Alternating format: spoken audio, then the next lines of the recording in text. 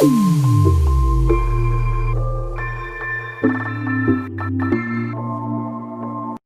mundo inteiro, a questão da sucessão é bastante delicada como resolver. Tem países que resolvem isso com empréstimos bancários para que sucessores possam comprar a parte dos irmãos, né, de outros herdeiros. Tem países que não permitem que as terras sejam divididas. Então, o Brasil não tem uma solução muito clara. Então, eu vou tentar aqui falar um pouco qual é a nossa visão disso e qual é a nossa visão de como fazer o negócio. Então, para começar, compartilho aqui com vocês a minha tela.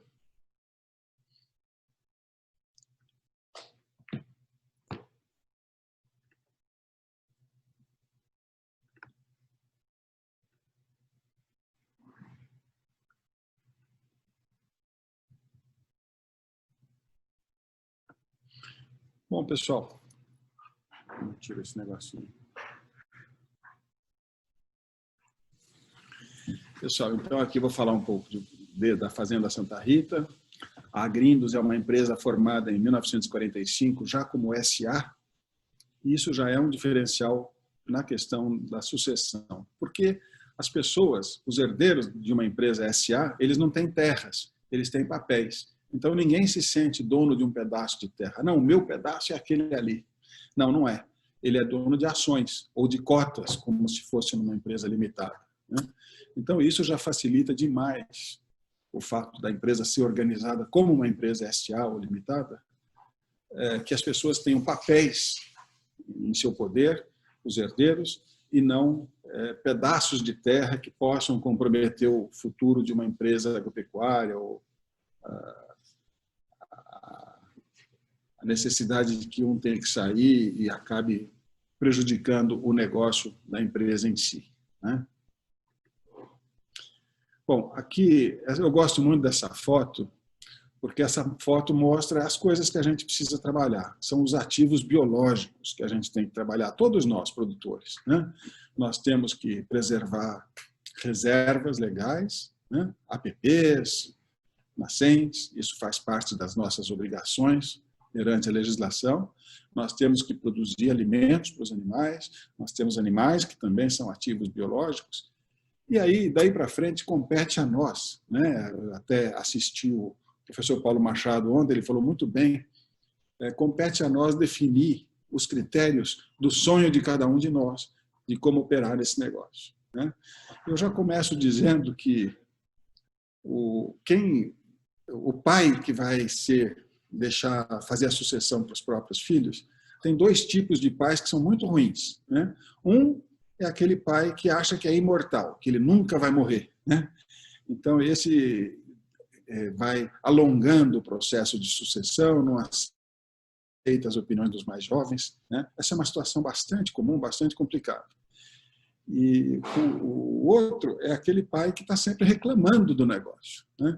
Ele reclama, ele diz que o negócio não é bom, que a indústria quer prejudicar o produtor, que o preço do leite não está bom. Então, quer dizer, ele fica diariamente dando exemplos de por que o filho não deve seguir naquela profissão, né?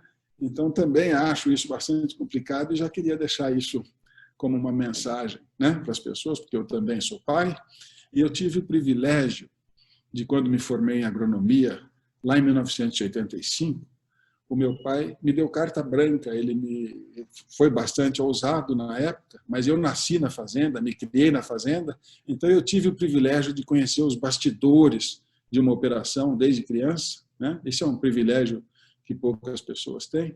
E quando eu me formei, já conhecia os bastidores do negócio, e meu pai me deu carta branca e falou: olha, você faça como você quiser, o que você quer fazer? Eu quero continuar no leite aqui. E isso foi muito importante para mim, foi muito bacana, né, da parte do meu pai, e eu procuro fazer isso, passar isso também para as minhas filhas. Bom, então, falando aqui um pouquinho da nossa operação, hoje nós produzimos leite com 1.800 vacas, aproximadamente 65 mil litros de leite por dia, né, em 3 ordenhas, num sistema confinado, intensivo. Fazemos criação de bezerras e, como todo mundo hoje, fazemos mais bezerras do que necessitamos, né? Com o sêmen sexado, com as provas genômicas, com a fertilização in vitro, ficou mais fácil fazer bezerras. Esse até tem sido um agravante nas propriedades, porque isso aumenta bastante o custo, né, de criação. Você acaba suportando um rebanho maior do que necessita. Então, com isso, nós também fazemos a comercialização de genética. Então, aqui falando um pouco sobre os objetivos da Grindos, nós sempre, desde sempre, pensamos em como agregar valor ao nosso negócio. E agregar valor sempre foi trabalhar intensivamente por hectare, ou seja, aumentar a produção de leite por hectare. Para isso, nós precisamos ser bons agricultores, fazer uma boa agricultura intensiva, se possível irrigada, fértil irrigada, né? Então, usar bem os dejetos, usar bem toda a parte orgânica que a fazenda produz de graça para nós, né? Fazer composto, compostagem, usar bem a parcela líquida dos efluentes, que tem todos solúveis, né? E com isso enriquecer a produção e melhorar o ciclo dos nutrientes. Ou seja, a gente usa aquilo um círculo virtuoso. Em vez de poluir um rio, em vez de poluir uma situação de descarte desses efluentes, a gente passa a criar um círculo virtuoso onde os alimentos, as forragens voltam para os animais, né? E esses animais, então, perpetuam esse ciclo, fazendo leite desse alimento que foi produzido com o próprio dejeto. Então, essa aqui é a nossa bezerreira, uma bezerreira para aproximadamente 560 bezerras mamando. Elas são desmamadas com 65 dias. Depois de novilhas, parte delas para comercialização no leilão anual, parte para a nossa produção de leite. Nossa produção de leite, hoje bastante intensiva, essa é a última instalação, um túnel de vento, onde a gente tem 500 vacas sendo ordenhadas com temperatura bastante baixa, com velocidade do vento alta, né? A velocidade do vento alta traz um benefício que é a sensação térmica melhor para as vacas, né? Do ar que entrou resfriado pelo ganho de umidade dentro da instalação. Então, essa instalação tem esses aceleradores de ar, que são essas cortinas, né? Essas cortinas fazem com que a velocidade do ar aumente dentro do galpão. E com isso tudo, a gente está criando uma situação de conforto para os animais. Então, eu sempre falo que é tudo muito simples quando a gente fala em gado de leite e diz onde que nós queremos chegar, né? E eu digo sempre que quando a gente investe em conforto, fica sempre muito mais fácil de atingir os objetivos, porque a vaca sempre responde a uma situação de conforto, uma situação de cama limpa, de alimentação, uma umidade correta, com os teores corretos de fibras, uma alimentação estável, né? A vaca é muito metódica, ela gosta muito de que um dia seja exatamente igual ao outro, sem barulho, sem coisas diferentes acontecendo. Então, é isso que a gente precisa proporcionar para ela, né? Aqui uma situação dos freestall abertos, que é um conceito diferente, onde a gente molha a vaca. Na outra situação, a vaca está seca, né? A gente traz umidade para dentro, molhando o ar, não as vacas. E quando a gente molha as vacas, a gente faz uma movimentação de ar e as vacas, então, perdem esse calor, que a vaca é um animal com poucas glândulas sudoríparas, né? Esse é o grande motivo da questão do estresse térmico das vacas, especialmente das vacas especializadas, de raças europeias, né? Então, a gente precisa tirar essa umidade em excesso das vacas com movimentação de ar. E aí o prédio em forma de igreja, né, com uma saída, uma cumeira e uma inclinação bastante forte do telhado, faz com que o ar quente suba e que qualquer brisa, qualquer ventilação que está passando por cima do telhado, puxe esse ar quente para fora, no que se chama de efeito chaminé. Nós gostamos de ter os solários disponíveis para as vacas, então as vacas saem do freestall para deitar fora. A técnica, em geral, diz que isso reduz um pouco o consumo de matéria seca, mas a gente acha que isso traz conforto para as vacas. Elas podem sair um pouco do concreto, deitar na terra, especialmente de madrugada, né? Mas a foto que a gente gosta de ver é essa mesmo, das vacas todas comendo, né? E as vacas que não estão comendo estão deitadas, né? Isso é muito importante, porque vaca deitada é talvez o sinal mais claro e mais simples de conforto, né? A vaca é um animal que gosta de deitar, ela passa de 12 a 14 horas por dia deitada. Então, um sinal muito fácil de verificar se a instalação é adequada é saber se a vaca está deitada. E quantas horas ela está deitada.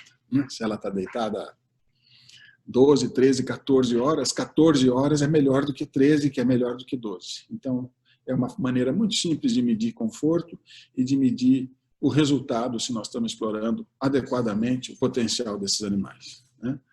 Aqui nossa sala de ordenha, uma sala moderna de inox, com subsolo, com porão, toda a parte eletrônica preservada no subsolo.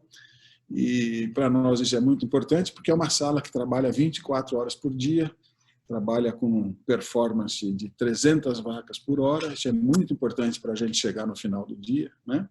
Então, eu acho que todos esses aspectos tecnológicos e de ferramentas de apoio, elas têm que ser de alta tecnologia, que a gente possa fazer um trabalho com poucas pessoas, enxuto, que essas pessoas possam ganhar bem, e que isso possa significar um custo adequado dentro do custo de produção de uma fazenda. São todos investimentos, talvez, muito importantes. Aqui, de novo, a ordenha, com a sala. Aqui vou falar um pouco, então, da sucessão. Aqui está meu pai, no centro, hoje com 82 anos, meu irmão e eu. Nós dividimos, assim, meu pai está conosco até hoje, trabalha, faz toda a parte de agricultura, faz a produção de forragens das vacas, fazemos aproximadamente 36, 37 mil toneladas de silagem, feno, cortamos verde, forrageiras de inverno irrigadas. Eu faço toda a parte operacional da empresa, a empresa tem produção de laranja, tem produção de pecuária de corte, nós temos granja, fazemos a produção de leite e fazenda de pecuária de corte também no Centro-Oeste. E meu irmão, Jorge, que está aqui do outro lado, ele faz toda a parte administrativa e financeira da empresa. Então, isso é muito importante, porque a gente divide bem as áreas. Então, aqui o primeiro conselho de uma questão de sucessão empresarial é que cada um se ocupe de uma posição na empresa e seja responsável por aquela posição. Então, com isso, o que eu quero dizer é que não existe atrito de as duas pessoas dando ordem ou dando orientações, para um mesmo setor. Isso é muito importante, que é aquela situação que a gente chama que tem muito cacique para pouco índio. Então, cada um fazendo a sua parte e cada um respeitando a posição do outro. Isso para nós é fundamental, porque se eu não tivesse alguém que cuidasse da parte financeira, cuidasse da parte administrativa da empresa, eu estaria muito sobrecarregado e provavelmente não poderia fazer a minha parte com todo o potencial que eu preciso usar nisso. Da mesma forma, se eu tivesse que produzir as forragens, ficar atrás da agricultura e tal, eu também não poderia fazer a minha parte adequadamente. Então, cada um fazer a sua parte talvez seja uma coisa muito importante na empresa. Aqui, então, falando um pouco da geração seguinte, coisas que a gente aprende com os mais jovens, com gente que pensa diferente da gente, que pensa fora da caixa, como a gente costuma dizer. Então, o que nós optamos por fazer? Nós optamos por proibir as nossas filhas, nós temos 3 meninas, no meu caso, nós proibimos as meninas de fazer ciências agrárias. Nós não criamos as meninas para a fazenda, nós criamos as meninas para o mundo.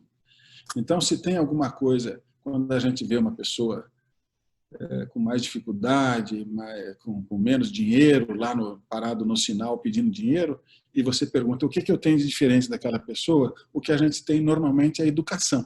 Educação, a gente teve o privilégio de ter educação. Então, eu acho que talvez seja a coisa mais importante para a gente dar para os filhos, é a oportunidade de conhecer o mundo, de conhecer todos os horizontes, e não ficar preso no horizonte de uma fazenda. Não, esse vai ser criado para ficar aqui na fazenda. Isso é uma falta de oportunidade, é você diminuir o horizonte daquela pessoa. Então, nós não criamos ninguém para ficar na fazenda. Isso é uma coisa muito importante. Então, a Thaís, que está aqui na esquerda do vídeo, ela fez Direito em São Paulo, fez faculdade de Direito, trabalhou em escritório de advocacia, trabalhou em empresas e fez a vida dela em São Paulo. A Diana, aqui de branco, do lado direito, ela fez publicidade, mexia com moda, gostava de moda, mas elas foram criadas na fazenda, elas tinham ligação delas com a fazenda. E essa foto retrata bem aí as nossas gerações atuais, do lado de dentro da porteira, e as meninas do lado de fora da porteira. Então, elas, depois de ficar no mercado, elas voltaram para a fazenda por iniciativa própria, elas quiseram, né? Elas quiseram vir com um projeto novo de agregação de valor, que é a nossa nova Lete, a nossa marca Lete. A marca é de 2007, mas nós nunca conseguimos fazer com que essa marca decolasse como deveria, né? Decolasse para dizer, olha, realmente isso aqui é um diferencial que a empresa conseguiu agregar valor, adicionar valor a esse negócio. Então, quando elas vieram com um projeto de transparência na garrafa, de fazer um leite diferente e tal, e nós fizemos isso de uma maneira bacana, porque o gestor da Lete hoje é um profissional, é o Eduardo Eisler, amigo nosso, mas que muita gente reconhece como vice-presidente da Tetra Pak por muitos anos, foi responsável pela Tetra Pak nas Américas, e quando ele se aposentou, nós conversamos, e o Eduardo hoje é o gestor da Lete, em São Paulo. Então, as minhas filhas, na verdade, trabalham com ele. Isso é uma coisa muito boa também, porque elas estão num regime absolutamente profissional, com uma pessoa profissional, né, um gestor profissional. Então, não existe tanto essa questão da ligação de pais e filhos, né? Que talvez também seja uma coisa importante para a sucessão, que é cada um adequadamente formado e tomando conta de uma parte da operação de forma profissional, né? E não porque é filho do dono ou porque é sobrinho, isso, aquilo, né? É uma questão absolutamente profissional. Então, essa foi a forma que a gente fez. A gente deixou as meninas olharem para o mundo primeiro, voltarem por conta própria se quisessem. O nosso objetivo é que os filhos sintam que existe ali um potencial para que aquele negócio, que é o negócio da família, seja uma opção melhor do que elas têm para fazer lá para fora, né? Mas nunca partir já escravizado, dizendo, olha, você vai tomar conta da fazenda, né? E ele para de estudar lá no segundo grau e agora eu vou trabalhar porque eu preciso tomar conta da fazenda. Eu acho que essa é a pior situação que existe, né? Ela é bastante comum, eu sei, mas é o que eu recomendaria não fazer, né? Se a gente tem a oportunidade da educação, então primeiro criar os filhos para o mundo e depois eles voltam por conta própria.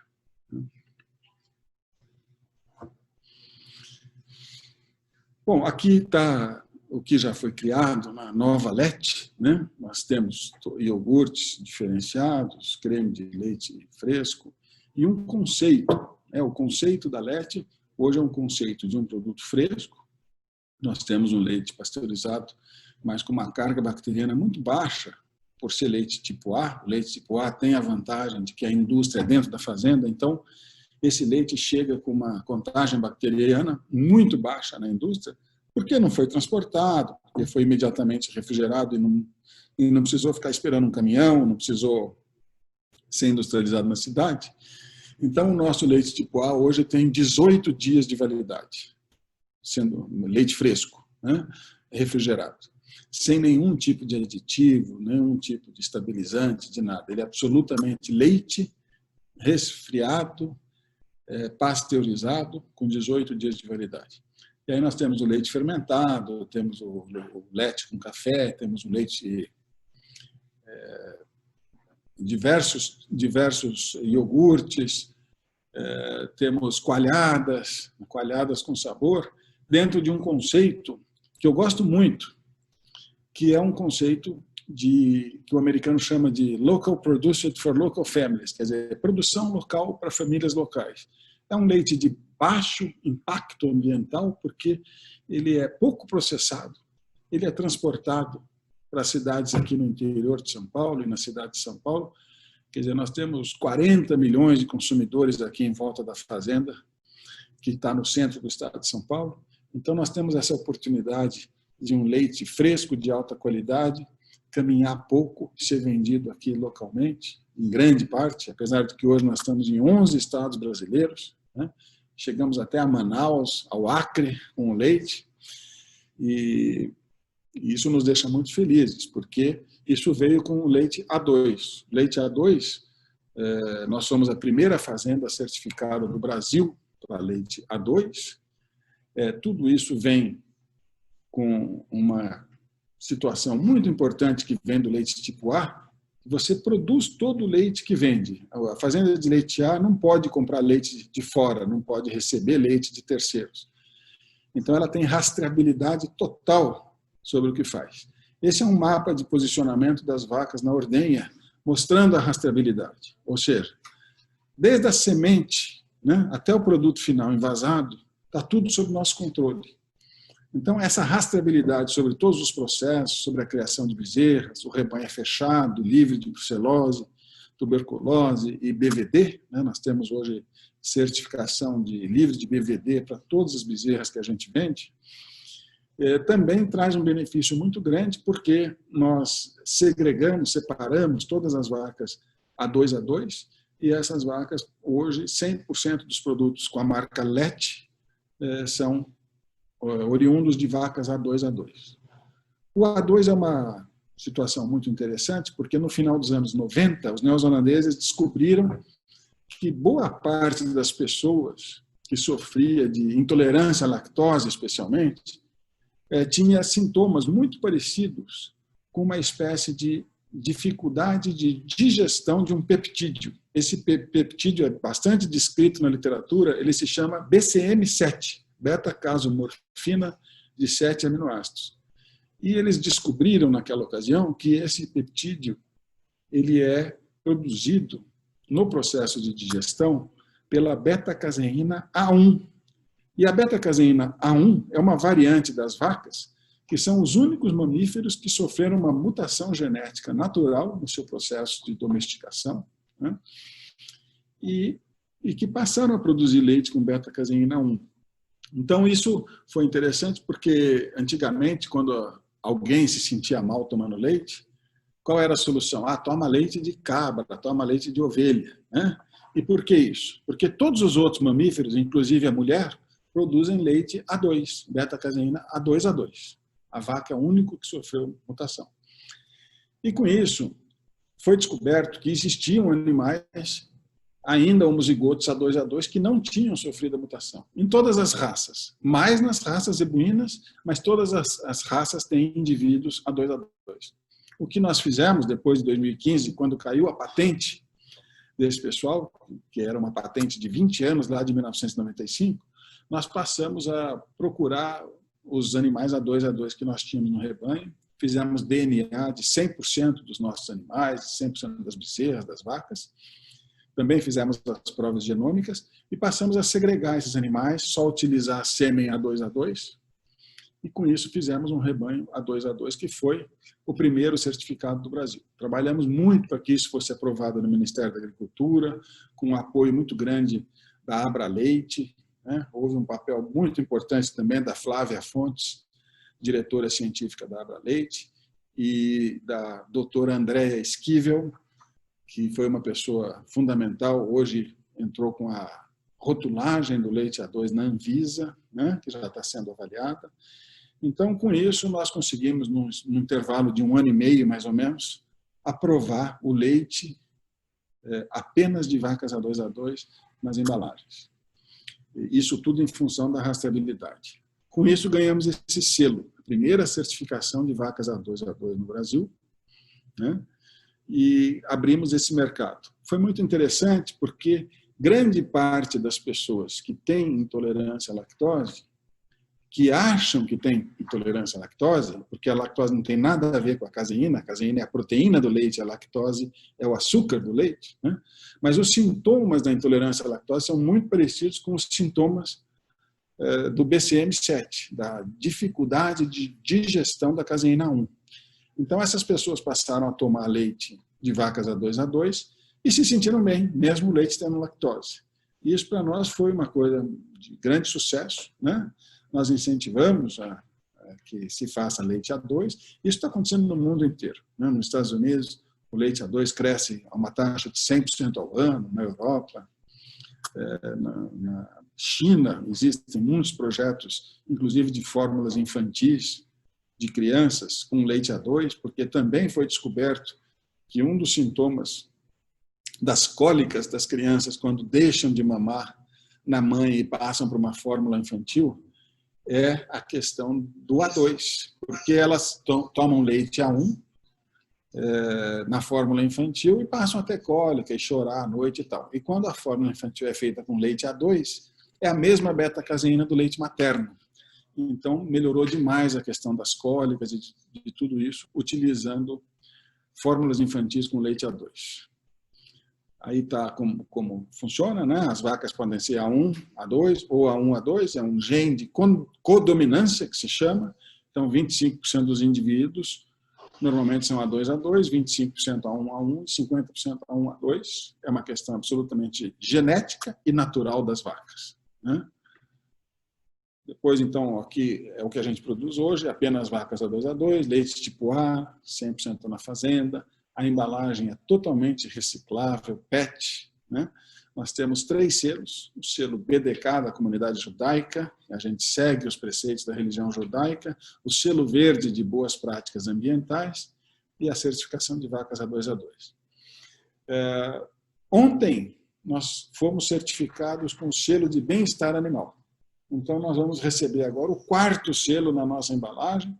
Esses selos são muito importantes porque são terceiras partes que estão certificando o nosso processo, certificando os nossos diferenciais. Não somos nós que estamos dizendo.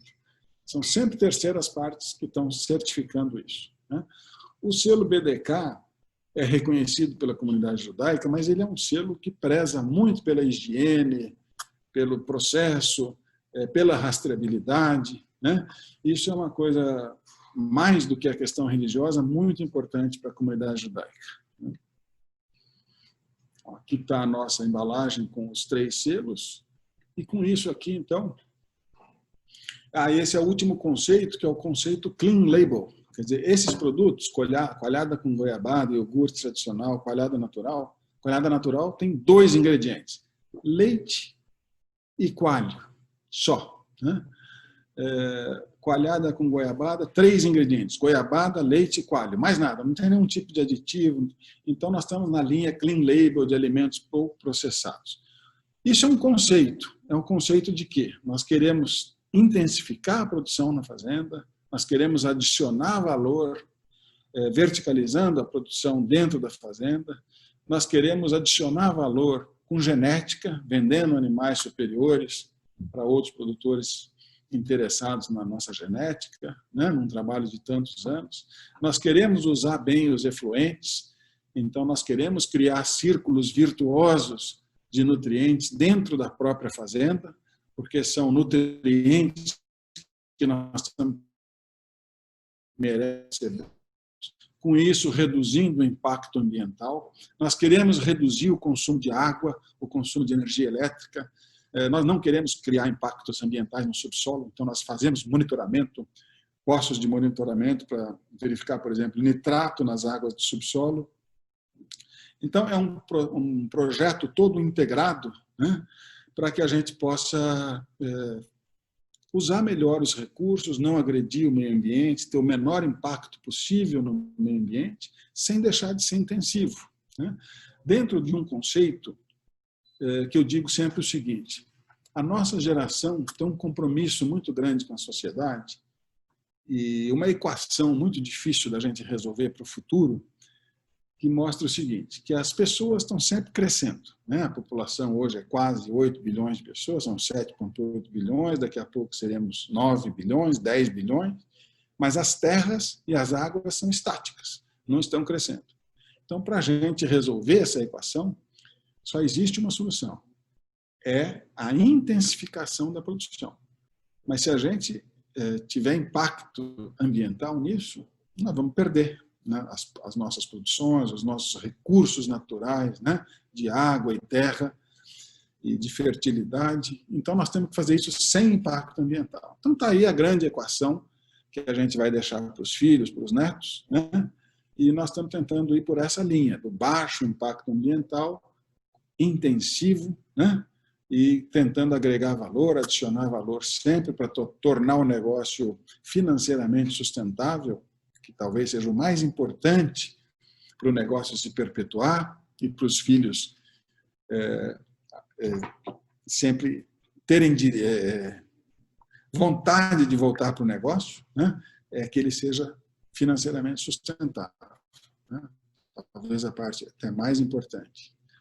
Aqui depoimentos de pessoas que tinham problemas com intolerância à lactose ou qualquer outra coisa, que tomaram leite A2 e nos devolveram feedbacks mostrando que os problemas estavam resolvidos sem tomar leite sem lactose ou sem tomar nenhum tipo de situação que fosse diferente do leite natural A2. Aqui é a forma como a gente trata o dejeto.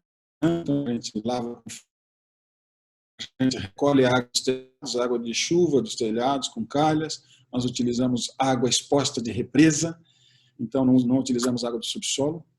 E com isso a gente lava todos os prédios, todos os corredores, a gente capta toda a água, né? Esse é o aspecto que a gente gosta de ver no corredor quando a vaca volta da ordenha, né? Camas de areia limpas, comida à disposição, um ambiente ventilado, né? Um ambiente de conforto para as vacas. Aqui a separação dos sólidos em peneira estática, esses sólidos vão para a compostagem, depois são distribuídos nas terras, onde nós fazemos, todos nós pecuaristas fazemos uma prática agronômica condenável, errada, que é retirar toda a palha do solo, né? Nós fazemos silagem, nós fazemos feno, e com isso nós tiramos todo o carbono do solo. Então a compostagem, com algum enriquecimento, né? Ou não, mas a compostagem é muito importante para a gente voltar a ter cobertura no solo, enriquecer o solo e também para fazer cobertura natural, plantando braquiária, plantando cobertura de inverno, para a gente cobrir esse solo da silagem, né? Tá aí o que a gente faz, a gente corta o milho e deixa a terra nua, né? Então é uma prática que a gente precisa tentar criar paliativos para resolver esse problema de milho sobre milho em áreas de silagem sobre silagem, né? Porque sem ser um bom agricultor, nós nunca seremos bons produtores de leite, nem a pasto e nem confinado. Aqui está a silagem de milho, que é a nossa forrageira principal, é o principal componente da dieta e talvez o mais importante na questão do sucesso financeiro do empreendimento, porque a gente tem que ser bom produtor de silagem de alta qualidade. Quanto mais alta a qualidade, quanto melhor o manejo dos silos, quanto melhor a preservação, menor serão as perdas, melhor será o nível de nutrientes dessa silagem, o nível de energia que a gente tem por conta desse ingrediente. Isso facilita a nossa vida, os nossos custos, né? Facilita a nossa operação. Aqui são pivôs, a gente gosta de irrigar, porque a gente fertirriga bastante os efluentes, a parcela líquida, a parcela solúvel dos nutrientes da parcela líquida do esterco, e com isso a gente consegue cobrir a terra então com forrageiras de inverno, né? Consegue fazer sobressemeadura de forrageiras de inverno em cima de forrageiras tropicais como o Tifton, por exemplo, e com isso conseguir altas produções de Tifton de 50, 60 toneladas por hectare de matéria seca, né? 200 toneladas de matéria natural, fazendo sobressemeadura de aveia durante 3, 4 meses por ano, colhendo Tifton fertirrigado 7, 8 meses por ano. Então, isso dá uma intensificação muito importante no barateamento, especialmente, da produção da principal forrageira, que é a silagem de milho. Isso é uma sobressemeadura de aveia em cima de Tifton no verão, com fertirrigação. E aqui nós temos as nossas commodities, a gente trabalha com tudo a granel, com pá carregadeira, com vagão misturador, dietas prontas desse pátio, saem para todos os grupos, né? Aqui é apenas um videozinho mostrando como é que funcionam os nossos box, né? Então a gente tem cada box com a identificação do produto, né? Cada ingrediente, eles são renovados automaticamente. Então o box é limpo, o produto passa para o box seguinte. Então sempre muito importante que a gente não tenha alimentos velhos, né? Aqui então balança eletrônicas nos misturadores, com pá carregadeira, e aí cada lote recebe a sua dieta com a quantidade correta. Agora eu vou falar um pouquinho sobre os números que eu gostaria de fazer aqui com vocês. Esse aqui é um gráfico onde 1979 é a nossa base 100. Então, isso é só para mostrar o que é possível fazer, aonde a gente pode chegar. O traço vermelho mostra o aumento da produção. Então, mostra aqui que a gente consegue chegar aqui ao praticamente 1000% de aumento, 900 e poucos por cento de aumento, num período aí de 79 a 2019. Então, são aproximadamente 40 anos, né? Então, 40 anos. E o azul mostra a produtividade das vacas. Então, o que eu queria chamar a atenção é que cada vez que a gente pega aqui no começo, era uma situação de pasto com suplementação bastante estável, depois a gente começou a confinar o rebanho, e aí a gente tem altos e baixos. O que são altos e baixos? O alto é o inverno, o baixo é o verão. Então, a gente produz mais no inverno do que o verão, porque as vacas sentem o calor. Quanto maior o tamanho da perna entre o inverno e o verão, né, quanto maior essa diferencial, pior é a situação do verão. Então, toda vez que a gente faz investimentos, né, faz investimentos para melhorar o conforto, a gente reduz, como no caso aqui de 2011. Né, a gente vinha numa situação estável, fizemos investimentos, olha como os verões diminuíram o tamanho da diferença com o inverno. O que é isso? É conforto, especialmente conforto térmico. E as vacas respondem. Né? Então, a gente ganha produtividade, ganha produção, sempre dentro da mesma área, sempre dentro da mesma situação. Isso significa intensificar a produção. Depois aqui a gente começa de novo a alongar as pernas, quer dizer, nós já atingimos o nível de conforto daquela instalação. A própria instalação está dizendo para nós que o sistema está pedindo novos investimentos se a gente quiser crescer. E foi o que a gente fez em 2019 e agora em 2020 vamos colher os resultados de uma produção desse túnel de vento, né, que é o nosso último investimento. Aqui embaixo, na linha da produtividade, a gente vê que esses invernos têm a mesma produção do que esses verões novos aqui. Então, a gente já atinge nos verões a mesma produtividade que antes de 2010 a gente tinha nos invernos. Né? Então, mudamos de patamar aqui na produtividade. Mas esse é um sistema, como a gente diz sempre, não existe almoço grátis. Né? Ele sempre depende de investimento, depende de você acreditar no negócio. E quando você quer melhorar o conforto, precisa ter investimento. É isso que todo mundo faz. Né? Aqui é o mesmo gráfico mostrando a produção. Então, azul é o crescimento da produção da fazenda, ela praticamente cresceu em todos os últimos 40 anos, sempre. Né? Eu peguei a fazenda em 1985 com aproximadamente 6 mil litros de leite de produção. Hoje a gente produz praticamente 11 vezes mais do que isso, nesse espaço de tempo, né, de 30 e poucos anos. E o vermelho é o mais interessante de todos, é a produtividade por hectare. A gente olha desse lado do gráfico aqui. A gente vinha com uma produção inicial inferior a 5 mil litros de leite por hectare, lá nos anos 80, né? Passamos a confinar o rebanho, fazer 3 ordenhas, melhorar especialmente a agricultura da fazenda, e hoje nós produzimos 40 mil litros de leite por hectare. Eu digo sempre, a escala é uma coisa muito importante, mas a produtividade por hectare é o item mais importante. Né? É o item que nos dá a possibilidade de ser um grande produtor numa pequena propriedade. Né? Eu acho que ninguém precisa ser pequeno produtor.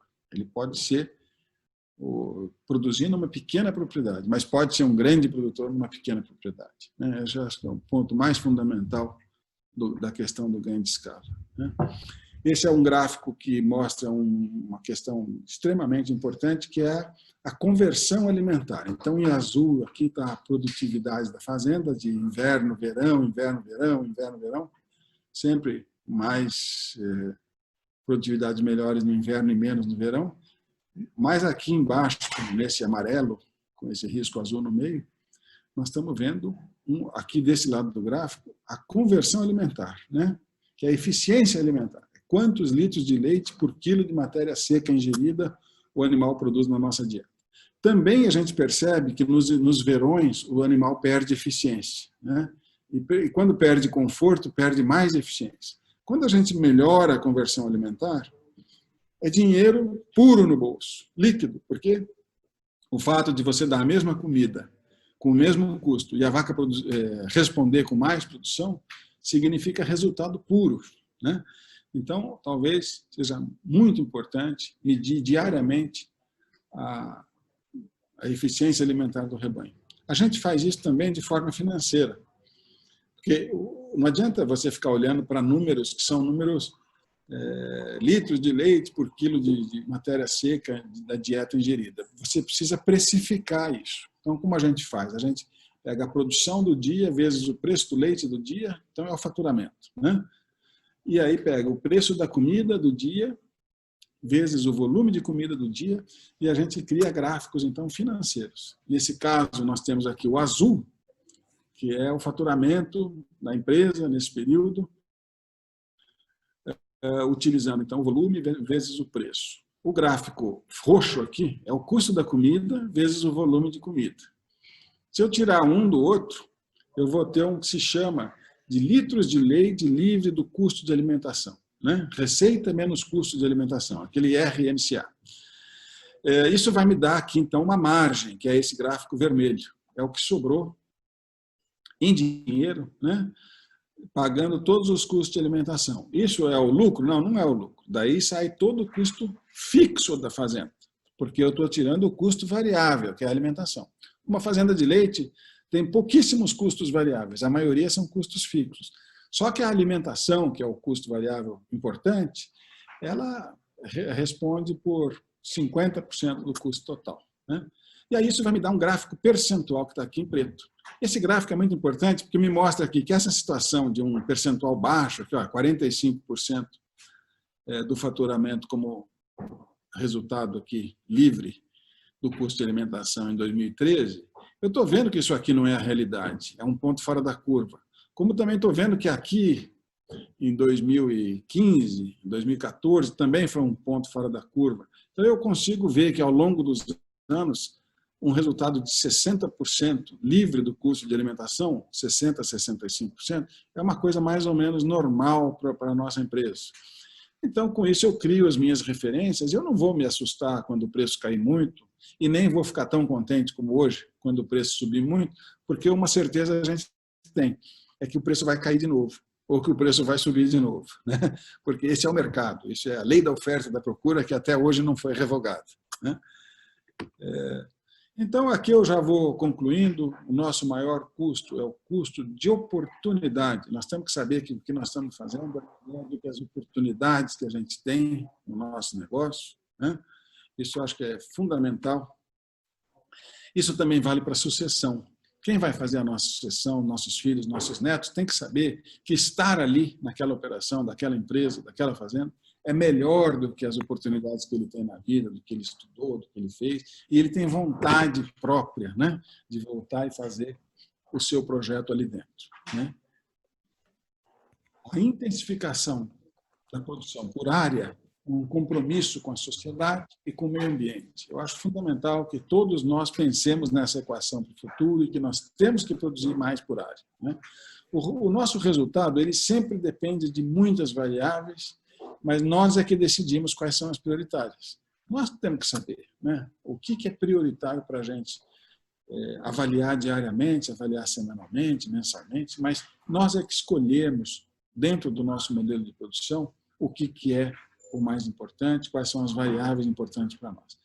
Inovar para agregar valor deve estar sempre no radar de qualquer empresa. Acho importantíssimo que todo mundo esteja sempre olhando para o mercado como um todo e sabendo como pode fazer isso, mesmo que seja de uma forma compartilhada, dentro de uma cooperativa, dentro de uma situação onde cada um faz uma parte do negócio. Um pequeno proprietário de terras é um grande produtor de leite, o seu vizinho é um grande produtor de novilhas e o outro vizinho é um grande produtor de forragens e eles conseguem ter uma grande operação compartilhada, né? A cabeça aberta do produtor é outra coisa fundamental. É ele saber ouvir os jovens, porque os jovens têm uma comunicação hoje muito diferente do que a gente está acostumado. Então, falar com a sociedade, falar com os jovens, os novos consumidores, é um papel que a gente precisa aprender a exercer, né? A nossa geração precisa aprender a exercer. Então, eu acho que isso também faz parte da sucessão, sabe? É dar oportunidade para o jovem mostrar a que veio, né? E a última coisa que eu queria dizer é que o modelo de produção não é prioritário. A gente pode ter modelos de sucesso em qualquer tipo de modelo.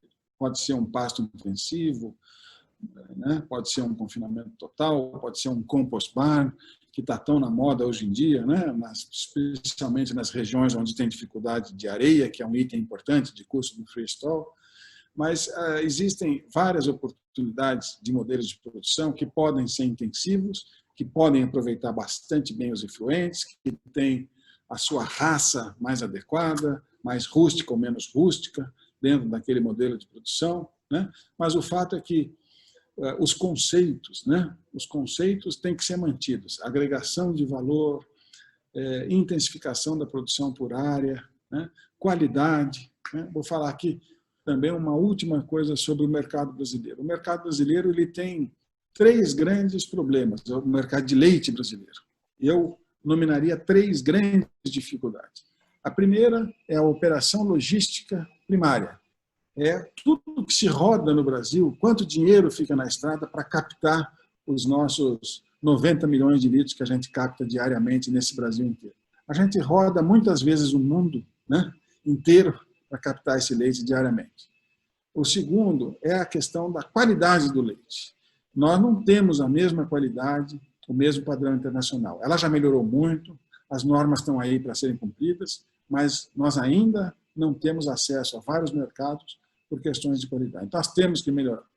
E o terceiro ponto é a fidelização, né? Aqui tem sempre uma questão do laticínio poder mostrar, sinalizar para o produtor o que ele espera daquele produtor e aquele produtor que está sempre na lei de Gerson procurando assim a melhor oportunidade, pulando daqui para lá.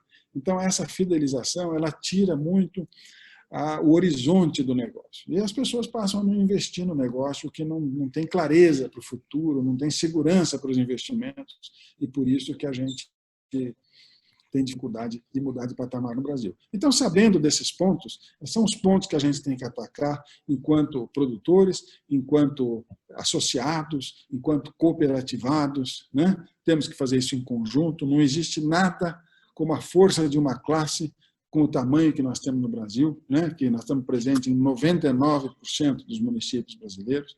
Então, nós temos muito para fazer nessa questão do futuro.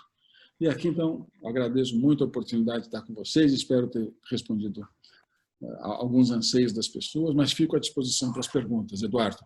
Opa, muito obrigado, Roberto. Roberto, só uma curiosidade, eu andei estudando antes de a gente começar a bater um papo, né? E tem 2 perguntas, não sei pergunta, mas colocação que eu acho interessante, né? Eu estudei muito aquele vídeo que vocês colocaram no LinkedIn, que mostra um depoimento das pessoas que trabalham com vocês, né? Que falam de alimento fresco, benefício, bem-estar animal, como você colocou, cuidado com o meio ambiente, preocupação com as pessoas, evitar desperdício, transparência no processo, o amor pela casa, né? Pela fazenda que a gente percebe nos funcionários, produtos de qualidade, pegada de carbono. Isso, por uma curiosidade minha, isso já é a participação das meninas no processo do leite, do leite A2? 100%, Eduardo. Isso aí é uma comunicação nossa da LET com o nosso jovem consumidor. E nós não tínhamos esse conhecimento de como conversar com esse consumidor. Então, isso é uma tradução do que esse consumidor quer ouvir, né? Ele quer saber de meio ambiente, ele quer saber como que a gente trata os animais, ele quer saber se as pessoas estão felizes onde estão. Sim. Ou seja, ele quer saber a origem do alimento que ele está comendo, né? Então, essa comunicação já é um trabalho 100% da nova geração. Que legal. Você falou isso aí das pessoas abrirem a cabeça, né? Essa geração nova vem com muita ideia, pensa fora da caixa. E eu acho que você podia até falar aqui, né, que isso teve um prêmio em 2019, vocês foram reconhecidos na Espanha, né? Da MAPFRE, e até foram coroados literalmente, né, pela rainha lá, né? Podia contar um pouquinho dessa história? Também foi um trabalho das meninas. A gente recebeu um convite para falar de um projeto agroindustrial que concorreria a um prêmio mundial de 80 e poucos países do mundo que concorreriam a esse prêmio, que é muito valorizado lá na Espanha pela Fundação MAFRE, que é muito reconhecida, tem mais de 100 anos lá, né? E nós não ligamos muito para isso, eu e meu irmão, né? No fim, quando faltava uma semana para acabar o prazo, a pessoa que convidou falou: vocês não vão fazer, faz do projeto do A2, que é bacana e tal. Aí eu falei com as minhas filhas e elas fizeram com muita dedicação, fizeram juntas um projeto muito bonito, muito completo, atendendo todos os requisitos lá da Espanha, que eram vários documentos e tal, para comprovar os processos e tudo. E enviamos o projeto no último dia e tal. E ficou, depois de uns meses, veio a resposta: olha, vocês são finalistas desse... Nossa, que bacana.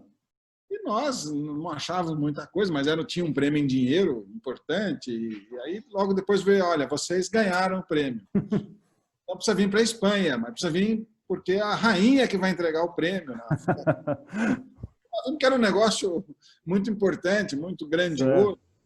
E os outros premiados eram pessoas que fazem projetos sociais muito importantes, um hospital na África que tratava de crianças com lábio leporino, lá numa situação de muita pobreza, uma outra empresa, uma empresa que dá alimento para 1,5 milhão de crianças com fome em 18 países do mundo. Então, coisas muito importantes, né? E nós estávamos lá e o projeto foi reconhecido como o melhor projeto agroindustrial do ano de 2018, e justamente por causa do A2 e justamente por causa de ter todo esse processo de rastreabilidade dentro de uma empresa, com essas questões todas de sustentabilidade social, financeira, ambiental, de preservação e tudo isso, né? E nós ficamos muito felizes, porque eles viram que o Leite A2 era um projeto de ganha-ganha. Todo mundo sai ganhando, a sociedade sai ganhando, o produtor sai ganhando, né? A indústria sai ganhando. Quer dizer, é um projeto que não tem nenhum tipo de senão, né? A população, especialmente, sai ganhando de poder ter um leite de fácil digestão, né? Legal. Roberto, eu vou sair um pouco do script, não estava combinado isso aí. Assim, esse vídeo está sendo gravado, né? O pessoal lá comigo vai poder assistir esse vídeo depois acessando o site e tal. Eu acho que vai ser uma boa lição para muita gente. E como eu falei, não estava no script. Alguma das suas filhas está aí, que participa do projeto? Ela gostaria de dar... Não, sabe, porque eu acho interessante, Roberto, para ela dar uma mensagem, né? Como muitas pessoas vão assistir esse vídeo, seria legal o depoimento dela também. Como é que é o jovem, né? Muitos jovens, nós temos muitos jovens na cooperativa, como eles podem ajudar, né? Você falou muita coisa legal, né? De não obrigar elas a fazer agrárias, negócio totalmente fora da caixa, uma disruptura total, né? Então, seria legal uma fala delas, como é que elas podem ajudar, né? A participação delas, dos filhos, mesmo não fazendo agrárias, como eles podem contribuir. Se tiver, isso é fora do script, tá? Se ela quiser fazer um depoimento aí, a gente agradece. Tenho certeza que elas vão fazer. Então legal. Agradeço. São as duas aqui. Opa! Uma das coisas boas da pandemia, né? Oi. Oi, boa noite. Oi, gente. Opa, boa noite. Quem que é a Diana aí? Thaís, não é? Thaís e Diana. Thaís e Diana. Quem que é a Diana, quem que é a Thaís? Eu sou a Diana. Então, obrigado mais uma vez por terem aceito, seu pai ter aceito, vocês terem aceito aí. Parabéns pela premiação. Eu acompanhei a historinha lá no LinkedIn, muito joia, legal mesmo, muito gratificante, um trabalho muito bacana. E como seu pai colocou, né, vocês concorreram com gente pesada, né, projetos muito bons também, né. E então, aproveitando, esse vídeo, como eu falei para o seu pai, ele vai estar à disposição dos nossos cooperados para visualizar no site. E assim, a gente tem uma questão da sucessão familiar, acho que ela é unânime no Brasil inteiro, né? Nós estamos passando aqui na Comigo também, a questão da sucessão. E eu queria ver de vocês, como vai ficar gravado, né? Muita gente vai ver, muitos filhos de cooperados vão ver, muitos pais de cooperados muitos cooperados vão ver. Eu gostaria que vocês falassem um pouquinho, né, dessa questão de sucessão, como é que foi para vocês, como é que é, e até isso é legal para os futuros nossos sucessores aqui da cooperativa também, né? Futuros cooperados. Então, um depoimento de vocês, por favor. Como foi o processo, tudo? Eu acho que meu pai já falou exatamente essa questão do começo, que que a gente não podia fazer qualquer coisa menos agronomia, e para a gente entender. E aí eu acabei fazendo direito mesmo, porque eu gostava muito, me identificava com o curso. E trabalhei fora. E eu estava trabalhando fora e eu percebi que eu tinha essa ligação muito forte com a fazenda. A gente passou toda a infância lá. E eu queria experimentar voltar para trabalhar lá. E aí o que foi legal foi exatamente isso, que eles abriram um novo espaço para a gente poder trabalhar lá de uma forma diferente, que obviamente tivesse a ajuda, o apoio, tudo isso deles, mas que fosse delegado para a LET agora de vocês, e aí a gente tem essa independência e autonomia dentro da LET. Então, esse primeiro passo de voluntariamente eu querer voltar e aí depois ter essa autonomia dentro da LET foi muito importante, eu acho, para a gente poder realmente exercer ali o que a gente trouxe de novo, óbvio que aprendendo, óbvio que com todo o apoio. O meu caso é um pouquinho diferente. Eu acho que até para os pais aí que estão desesperados com a sucessão, que o filho não está participando, eu tinha certeza absoluta que eu não ia trabalhar com a fazenda, com a LET.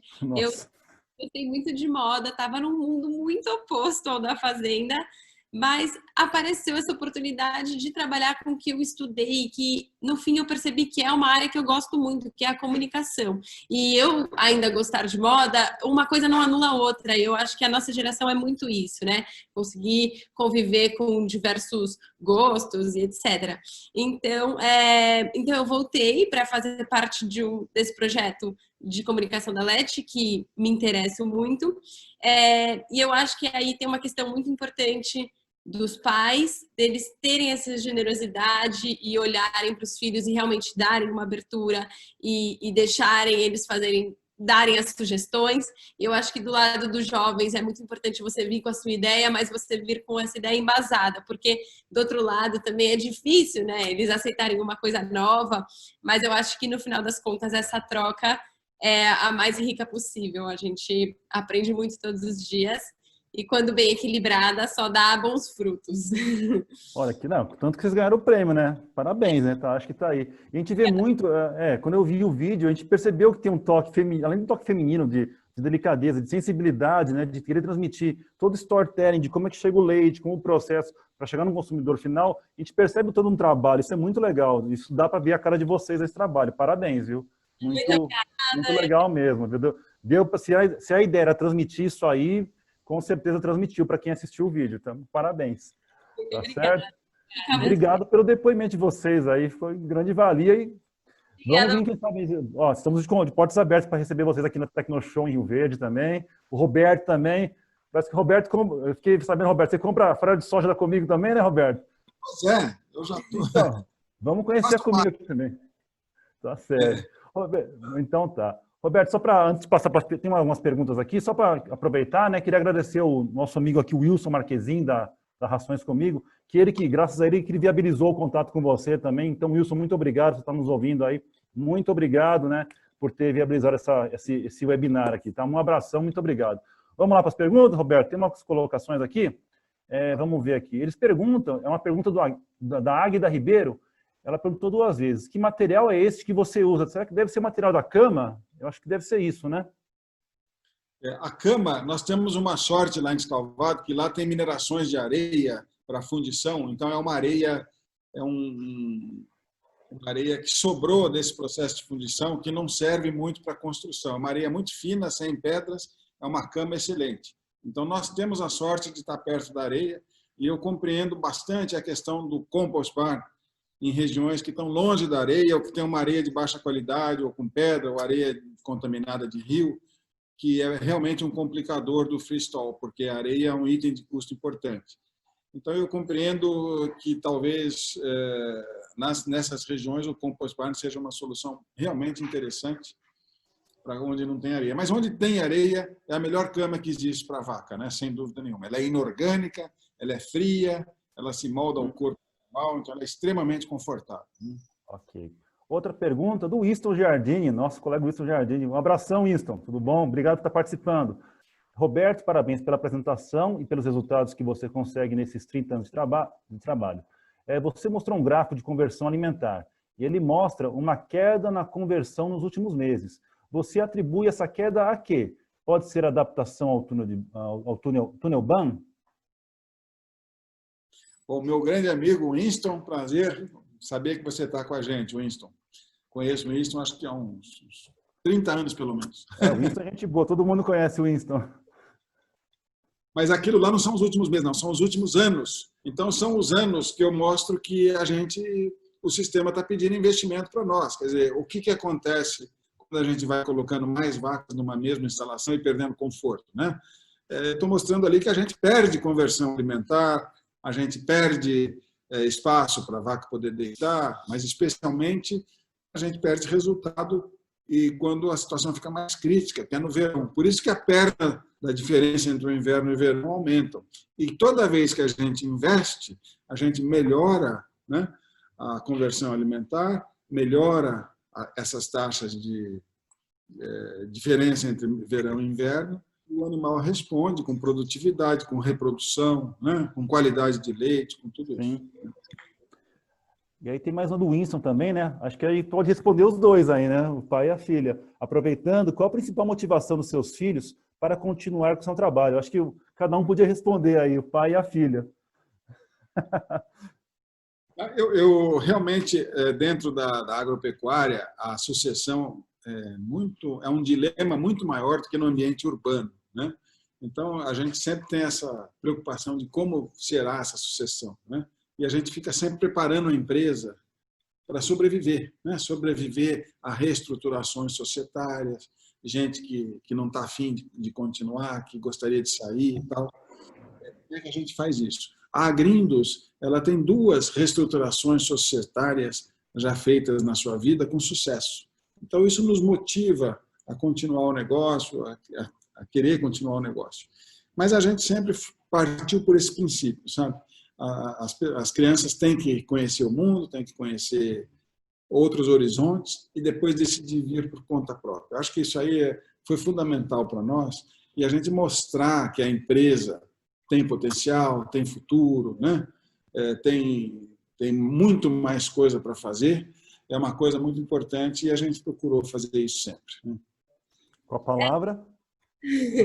Eu acho que na minha posição aqui é muito gratificante você poder trabalhar com o negócio da sua família e sentir que você pode contribuir com isso. No meu caso, que eu estou nessa área da comunicação, sempre tive muito essa sensação de conseguir levar a história da fazenda, a história da minha família para as pessoas que não conhecem e como contar essa história da melhor forma. Então, eu acho que tem uma pressão forte, por um lado, você não quer errar e quer fazer tudo direitinho, mas é muito gratificante.